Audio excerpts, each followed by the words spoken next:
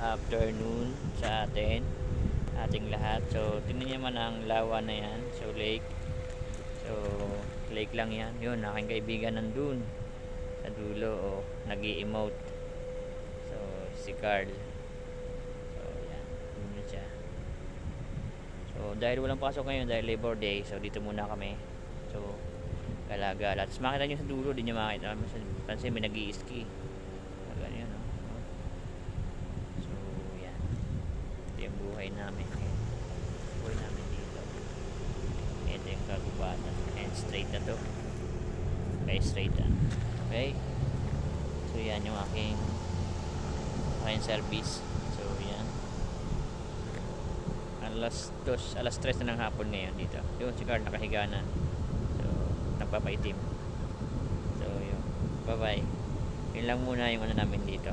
Activity namin ngayon ang gumala. Kasi bukas back to work na ulit.